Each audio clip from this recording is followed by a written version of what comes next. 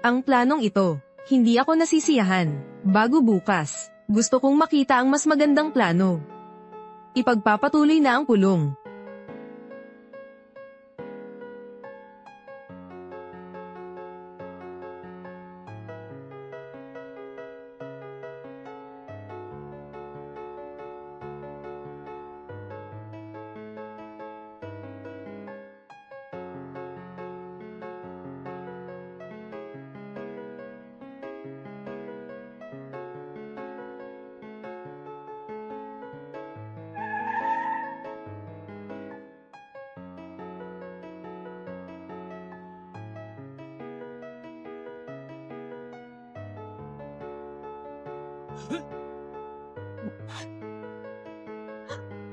Mag-ingat ka.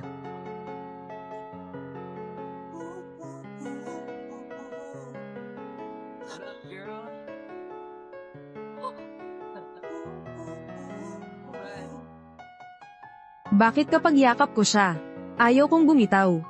Ang kakaiba, ang laki ng suot nitong salamin. Hindi rin maaninag ang mukha. Parang pamilyar siya sa akin.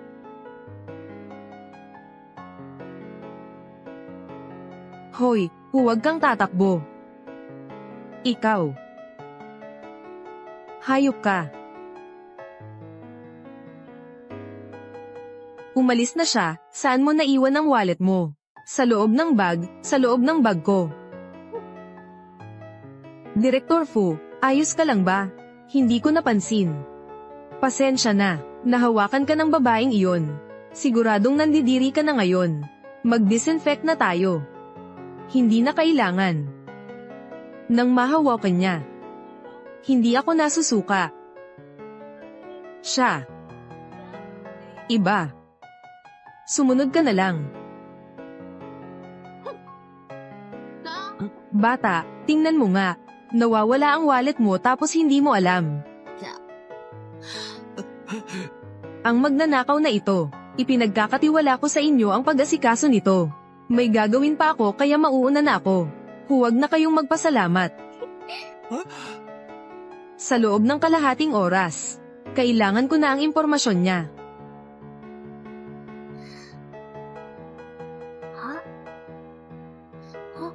Nanay, ang ganda naman ng damit na ito. Tiyak na magmumukhang maganda po kayo, inay, kung isuot ninyo ito. Mahal ko, hindi pwede, ang mahal ng damit na iyan. Susubukan ko lang naman. Libreng subukan ah. Sige na, sige na. Libre nga ang subok. Pero nadumihan na. Pananagutan ninyo ba ito? Umalis kayo dyan. Dinumihan ninyo ang sahig. Kung ayaw ninyong papasukin, huwag na lang. Bakit ka naman ganyan kasungit? Sa harap ng mga bata pa. Dapat maging magalang ka naman. Sa harap ng mga bata pa nga. Mas lalo ko nang dapat sabihin ng malinaw. Para maintindihan niya, anong klaseng tao kayo? Sa hinaharap lang tayo uunlad. Kung hindi, gayahin ka niya. Magiging sakim. Sa hinaharap, tiyak na gagawa ito ng mga bagay na hindi tama.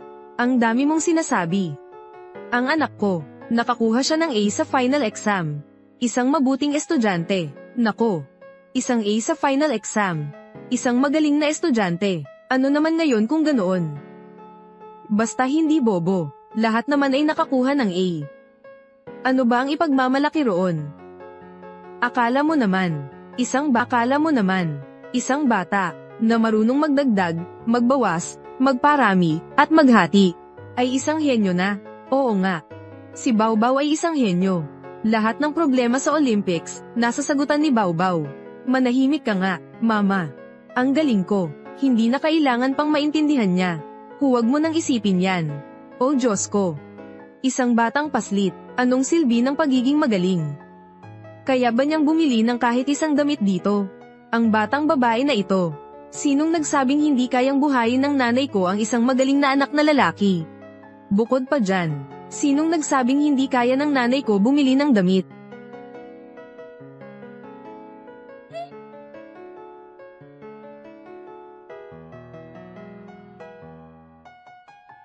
Nanay, ang mga damit na ito, pumili ka lang ng pumili. Kung gusto mo lahat, kunin mo na lahat. Hindi ba ako nagkakamali? Ang 2 gunggong na ito. Sa tindahang ito, alam mo ba kung magkano ang pinakamurang damit dito? Baw-baw. Masyadong mahal nga naman ang mga damit dito. Dapat mong malaman kung paano magtipid. Hindi sulit na ubusin ang pera para lang sa isang damit. Bukod pa rito, ipinagtitipid ko ang pera para makabili ng magagandang damit para sa iyo. Huwag mo siyang pansinin. Ano ba ang sinasabi mo? Kung ayaw mong bumili, umalis ka na. Huwag mong sayangin ang oras ko. Maaari mo akong maliitin, pero hindi mo dapat maliitin ang nanay ko. Ngayon, ang mga damit na ito, bibilhin ko talaga. Ganito mo ba tinuturuan ang anak mo? Gusto kong itanong sa iyo, ang direktor mo ba ang nagturo sa iyong maging mayabang? Nanay, ang damit na ito, subukan mong isuot kung kasya ba. Kung sakaling kasya, bibilhin na natin. Ang cute ng bata. Hindi pwede. Hindi ko hahayaang mapahiya si Baw-baw. Susukitin ko muna. Kung hindi bagay, huwag na lang. Pupunta na lang ako sa ibang tindahan. Sige.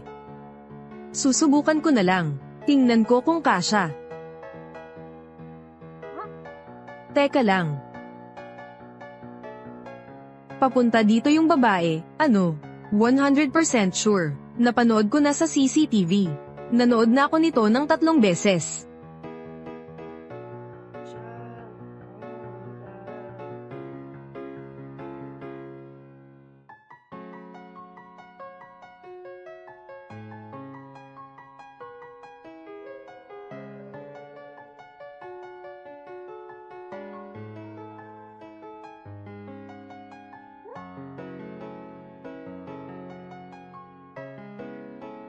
Bakit ka nandito? Ang ganda. Nanay, ang ganda niya. Lola. Talagang hindi ako sumusuko. Pero kasi, si Ginoong Gu, ayaw niya sa akin. Kahapon, pinalayas niya ako. At saka, pinagbawalan pa niya akong pumasok sa kumpanya. Sige, sabihin mo ng diretso sa kanya.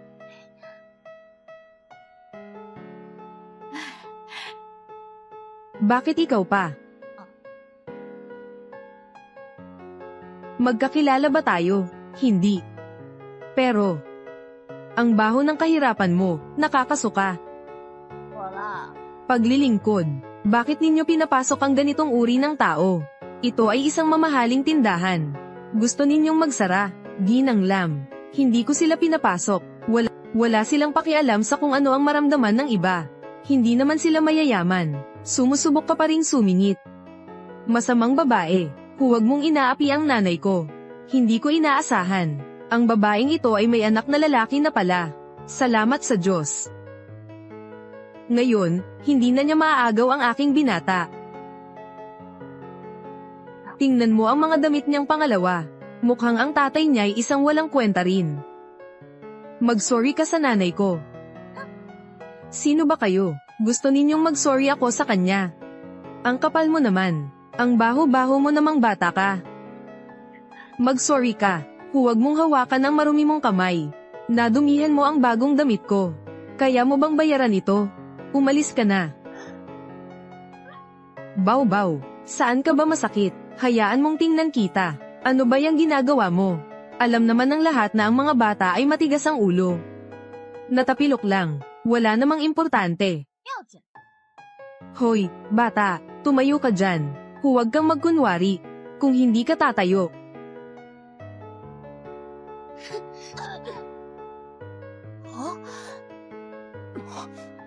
居然敢打我！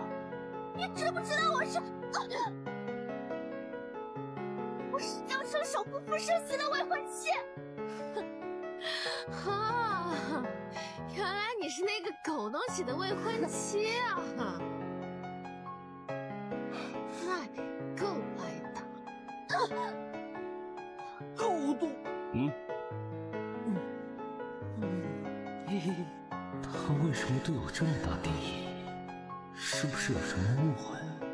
有些不是，信不信我今天叫你从江城消失？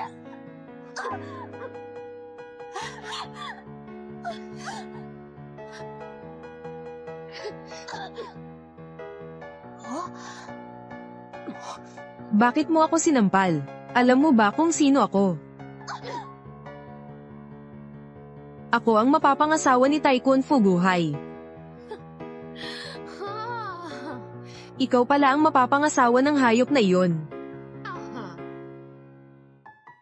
Lalo ko siyang sasaktan. Hayop.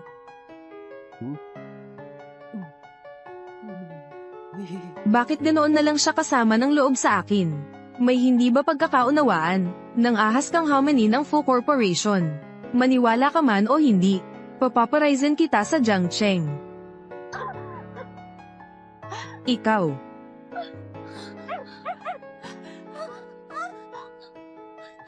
Anong tinatayo-tayo mo pa dyan? Tumawag sa seguridad. Palayasin ninyo siya. Malinaw na kayo ang may kagagawan. Binugbog ninyo ang anak ko. Maliban na ipagtanggol ko ang sarili ko. Sa Jiangcheng. Ang pamilya Fu ang tama. Hinihingi ninyo ang kamatayan ninyo. Seguridad, may gulo rito. Pumunta kayo rito agad. Kayo'y napakamapang-api. Magandang araw po, Sekretarya Liang. Dalhin mo agad siya sa akin. May nananakit sa aking ina.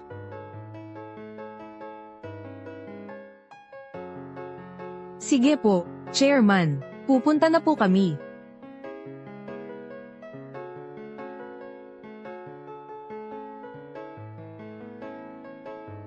Masyado silang marami. Paano kung masaktan nila si Baobao? Hindi pwede. Hindi pwedeng makipagtalo sa kanila. Ayaw nating magkaroon ng gulo. Umalis kayo. Kaya na naming umalis mag-isa. Teka. Nakasuot ka pa ng damit ng tindahan. Hindi mo pa yun hinuhubad. Bakit ka maglalakas loob na pumunta? Habarin mo ang damit niya para sa akin. Pagkatapos, itapon mo siya palabas. Ano ba ang gagawin ninyo? Ililigtas mo ba ang babaeng iyon? Ang magandang kasintahan mo ay hindi rin basta-basta. Mas mabuting huwag ka nang pumunta. Bukod pa rito, nakita ko. Sa gawin ng babaeng iyon, ay hindi rin madaling pakitunguhan. Direktor, dapat nating pag-aralan pa ito ng mabuti.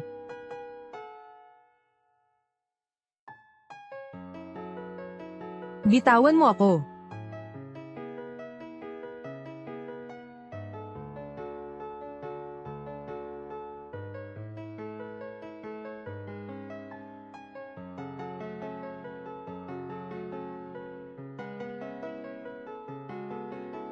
Siya nga.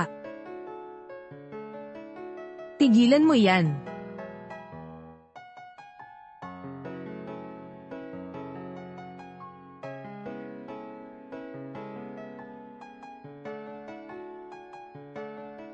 Bitawan mo ako. Tigil. Tingnan natin kung sino ang mangangahas na saktan siya. Baobao, ayos lang. Huwag kang matakot. Hindi natatakot si Baobao. Maraming salamat po. Hindi ko po kaya. Ginang, Liang na lang po ang itawag ninyo sa akin. Ginang, karapat-dapat ba siyang tawaging Ginang? Idilat mo ang mga mata mo at tingnan mong mabuti. Ang tunay na Ginang, nakatayo siya rito. Sekretarya Liang.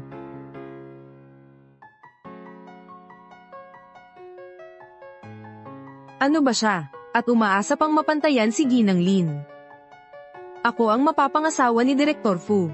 Sa hinaharap, ako ang magiging Ginang Fu. Maglakas loob na bastyusan ako. Ngayon, lahat kayo ay mawawala sa Jiangcheng. Tanungin mo si Fuguhi. Natatakot ba ang Baobao Group sa kanya? Ang Baobao Group. Ito ang Baobao Group. Isang grupo na mabilis na umuunlad. At may hahalin tulad sa Fu Group. Isang makapangyarihang bagong dating. Bakit ito may kinalaman kay Lin Yao? Ingatan mo ang mga sinasabi mo. Ang asawa ng pamilyang Fu, bakit ganoon ka bobo? Mukhang, ang inyong Fu Group. Hindi naman ito kalaking bagay. Baobao, ang pamilya namin at ang Baobao Group. May kinalaman ba? Bakit hindi ko alam? May mali na. Nako, kailangan kong itago kay mama ang tunay kong pagkatao.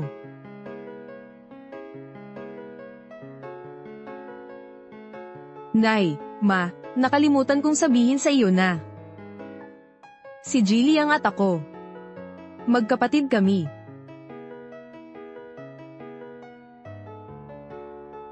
Ah, oo nga pala. Si Baobao ang panganay kong kapatid. Ako naman ang pangalawa. Kaya naman pala. Siguradong si Baobao ang may gawa niyan. Habang naglalaro siya sa labas, hindi sinasadyang nakasalubong niya si Sekretarya Liang. Pero, isang malaking tao tulad ni Sekretarya Liang, bakit siya makikipagtulungan kay Baobao? Para magpanggap na magkapatid, mabait talaga si Sekretarya Liang. Salamat po, Sekretarya Liang. Parang naloko ko na si nanay. Tingnan mo, si Secretary Liang ay tumulong na sa babaeng iyon. Ito na nga ang love at first sight sa mga kwento. Eksena ng pagliligtas ng isang bayani sa isang dalaga. Ang bibig mo. Sisirain ka nito.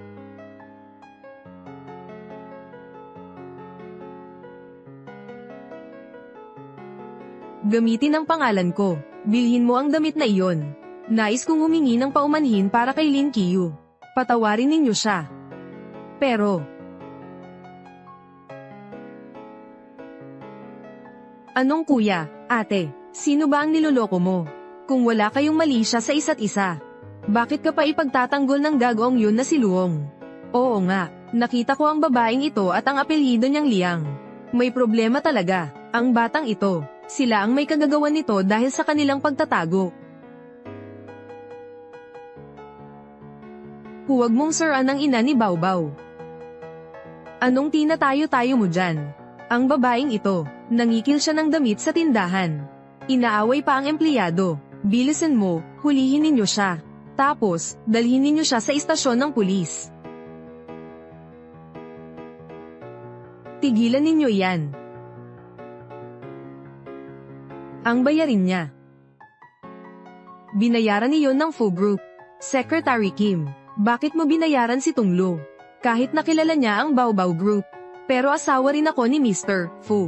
Ang utos ni Direktor Fu. Kung mayroon kayong mga katanungan, maaari ninyong tanungin si Direktor Fu.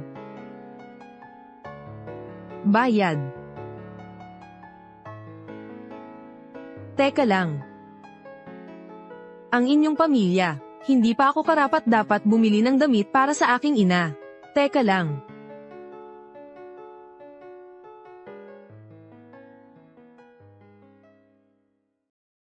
Ngayon na, binili na ng Manbao Group ang isang tindahan. Lahat ng damit sa tindahang iyon. Libreng ibibigay iyon kay Alingtong. Totoo ba lahat yan? Bukod pa dyan, natanggal ka na sa trabaho. Isama mo na ang mga gamit mo. At umalis ka na rito ngayon. Imposible. Ito ang pinakamalaking tindahan sa Jiangcheng. Kahit ang Fu Group ay hindi basta-basta makakabili nito. Kayo ay isang bagong kumpanya lamang.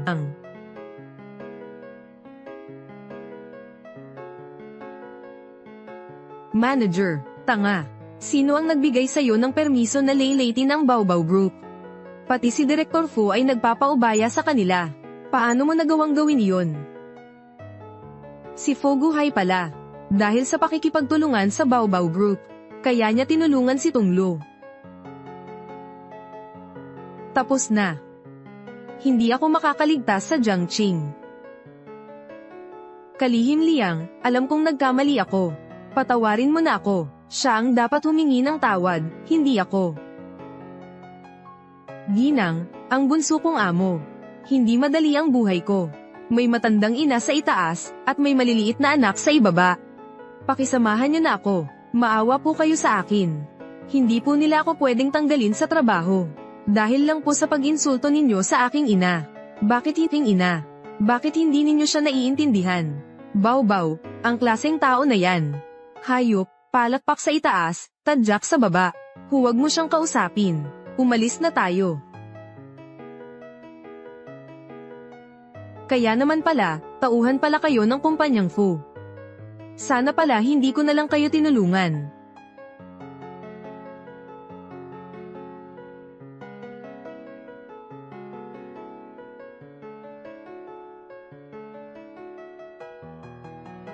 Ang suot niya sa katawan ay yung singsing na pangako. Kung ang babaeng iyon ay ang babae sa alaala ko. Bakit kanina, nang iligtas niya ako, hindi mo na naman ako nakilala? Pero kung hindi, bakit may ganito akong pakiramdam? Na parang gusto ko siyang hawakan. Bilisan mo ang pag-aayos ng mga damit, dalhin mo sa ginang.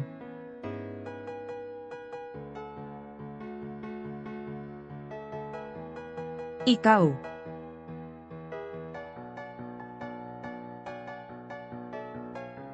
Kumusta na ang investigasyon mo? Direktor Fu. Ang impormasyon tungkol sa babaeng iyon, mukhang nabura na, bukod sa alam ko ang tirahan niya. Pero ang iba pang impormasyon, wala na akong mahanap. Imposible. Walang nakalulusot sa akin. Ituloy ang investigasyon. Opo. At ito pa, may balak bang magbenta ng bahay ang kapitbahay niya?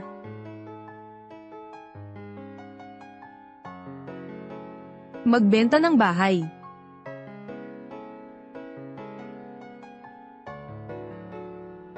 Tunglu, huwag mong isipin na dahil lang sa umaasa ka kay Secretary Liang, ay magiging maayos na ang lahat. Marami akong paraan para parusahan ka. Hello.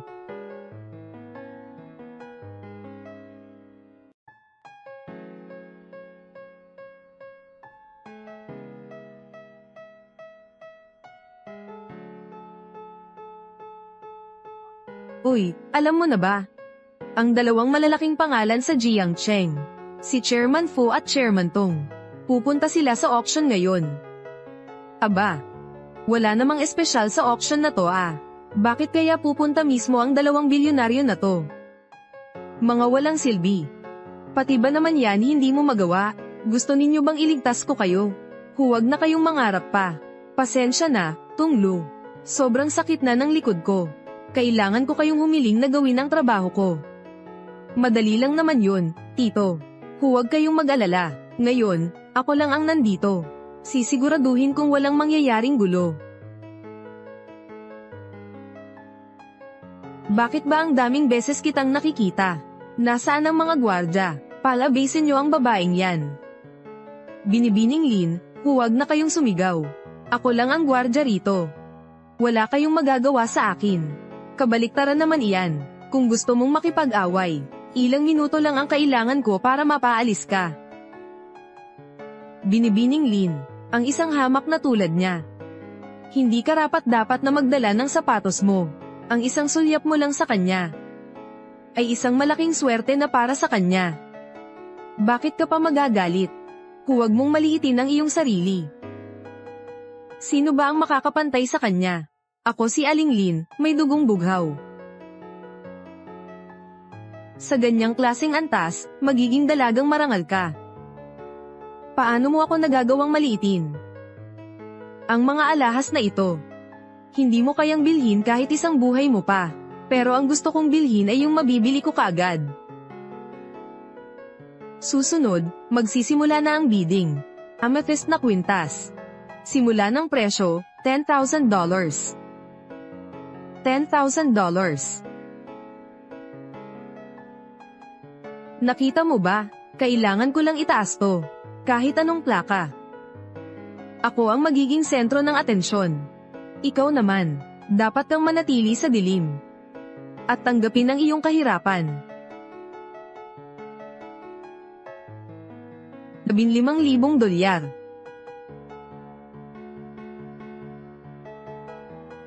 Sino ka ba? Anong karapatan mong makipagkompetensya sa akin?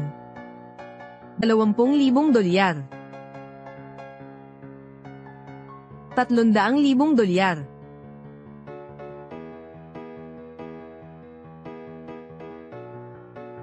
Ano?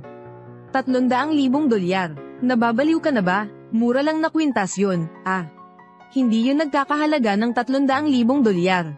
500,000 dolyar lang ang binibigay sa akin ng pamilyang Fu kada buwan. Kung gugugulin ko ang 300,000 dolyar, para lang sa isang pangit na kwintas na yan. Wala na akong perang panggastos. Kakainin ko na lang ba ang hangin para mabuhay? 500,000 dolyar.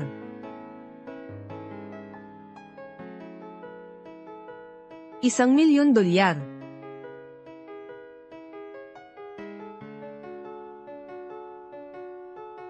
Magbid na kayo. Bakit hindi na kayo nagbibid? Linda, kaya mo naman sigurong bayaran yun, di ba? Kaya naman pala, mayaman si Aling Lin. Ang kabuuang kayamanan niya ay 20,000 dolyar lang pala. Nakakagulat talaga. Sa ganyang antas sa Jiangcheng. Karaniwan lang din naman. Ikaw, sino ang nagsabing hindi kaya bayaran ni Binibining Lin? Alam mo ba kung sino ang nasa itaas? Yung presidente ng Fu Group. Si Fu Guhai, siya ang mapapangasawa ni Señorita Lin.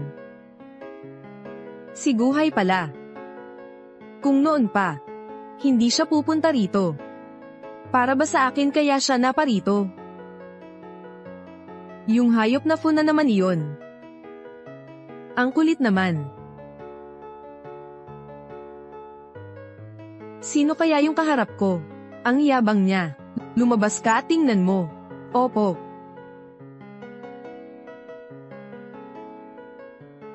Bakit siya pa? Ang kulit mo naman.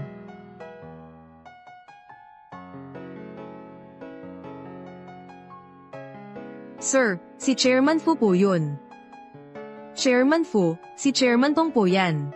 Taasan mo ang presyo. Wasakin ninyo siya. Naiintindihan ko na.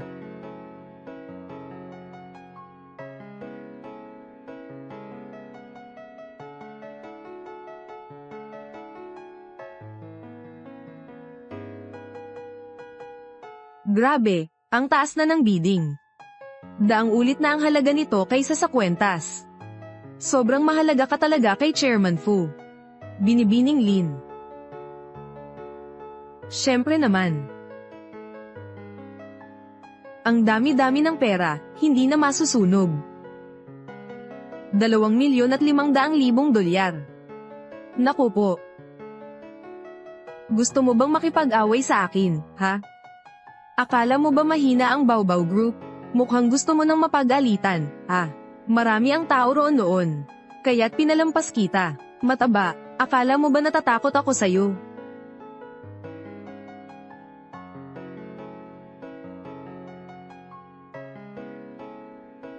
₱26 na milyon ang alok ko. Susubukan mo bang makipag-agawan? 27 milyon.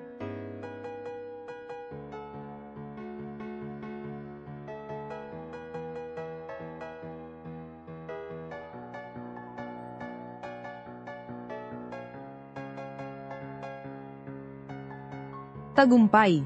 Binabati kita, Chairman Tong ng Baobao Group. Nakabili na kayo ng amethyst necklace.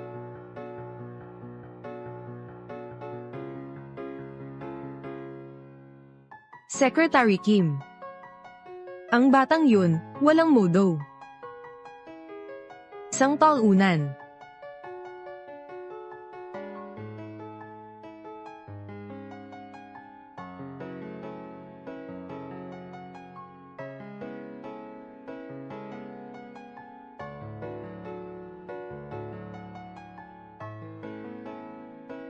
Chairman Tong, nasa baba ang asawa ko.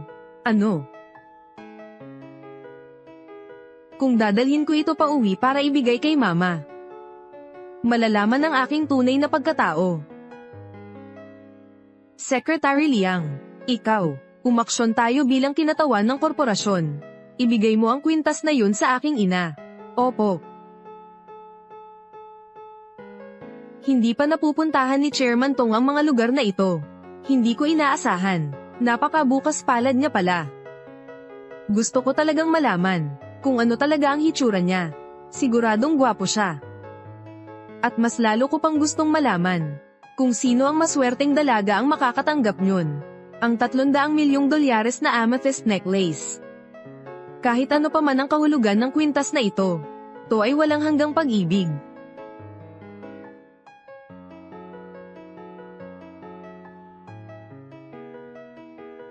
Bakit ko kaya nararamdaman na para sa akin ito?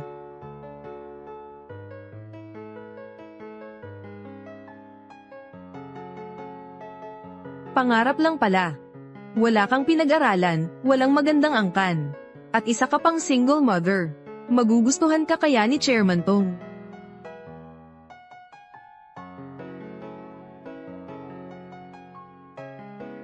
Isang simpleng regalo lang. Hindi handog. Sana tanggapin mo ito.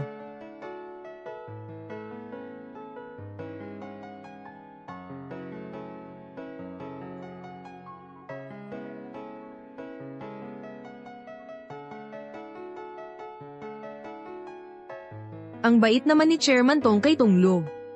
Ang laki ng kanyang malasakit at pag-aalaga. May nandyan ng isang kakaibang bagay. Hindi pa ba tinutukoy ni Chairman Fu ang pagkatao ni Binibining Tong? Bakit parang itinuturing na niya itong babae niya?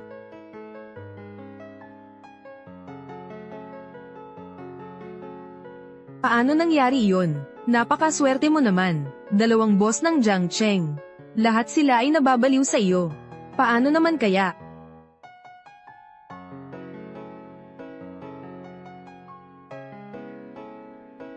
Mauna ka na doon sa mga bodyguard mo. Hintayin ko si Tonglo. Opo.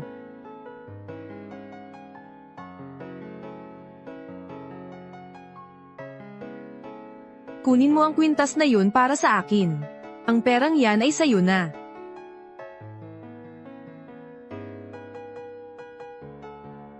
Naiintindihan ko na. Bakit naman ito ganoon kamahal?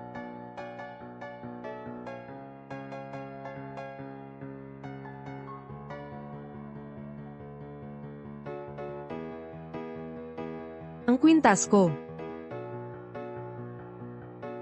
Mali ang kinuha niya.